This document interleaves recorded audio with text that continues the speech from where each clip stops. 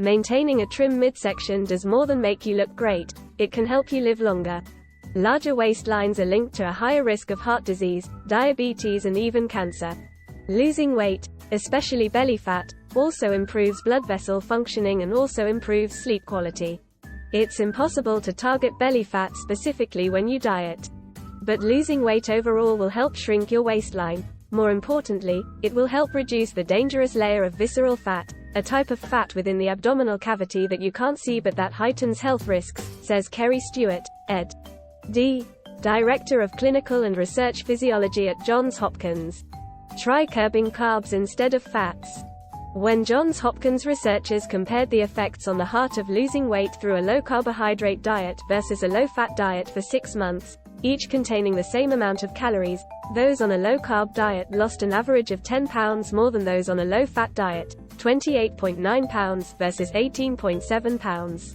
An extra benefit of the low-carb diet is that it produced a higher quality of weight loss, Stewart says. With weight loss, fat is reduced, but there is also often a loss of lean tissue, muscle, which is not desirable. On both diets, there was a loss of about 2 to 3 pounds of good lean tissue along with the fat, which means that the fat loss percentage was much higher on the low-carb diet. Think eating plan, not diet. Ultimately, you need to pick a healthy eating plan you can stick to, Stewart says.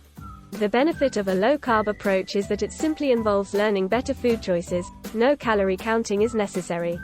In general, a low-carb way of eating shifts your intake away from problem foods, those high in carbs and sugar and without much fiber, like bread, bagels and sodas, and toward high-fiber or high-protein choices, like vegetables, beans and healthy meats.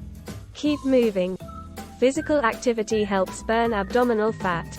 One of the biggest benefits of exercise is that you get a lot of bang for your buck on body composition, Stewart says. Exercise seems to work off belly fat in particular because it reduces circulating levels of insulin, which would otherwise signal the body to hang on to fat, and causes the liver to use up fatty acids, especially those nearby visceral fat deposits, he says. The amount of exercise you need for weight loss depends on your goals. For most people, this can mean 30 to 60 minutes of moderate to vigorous exercise nearly every day. Lift weights. Adding even moderate strength training to aerobic exercise helps build lean muscle mass, which causes you to burn more calories throughout the entire day, both at rest and during exercise. Become a label reader. Compare and contrast brands. Some yogurts, for example, boast that they're low in fat, but they're higher in carbs and added sugars than others, Stewart says. Foods like gravy, mayonnaise, sauces and salad dressings often contain high amounts of fat and lots of calories. Move away from processed foods. The ingredients in packaged goods and snack foods are often heavy on trans fats, added sugar and added salt or sodium, 3 things that make it difficult to lose weight. Focus on the way your clothes fit more than reading a scale. As you add muscle mass and lose fat, the reading on your bathroom scale may not change much, but your pants will be looser. That's a better mark of progress. Measured around, your waistline should be less than 35 inches if you're a woman or less than 40 inches if you're a man to reduce heart and diabetes risks. Hang out with health-focused friends.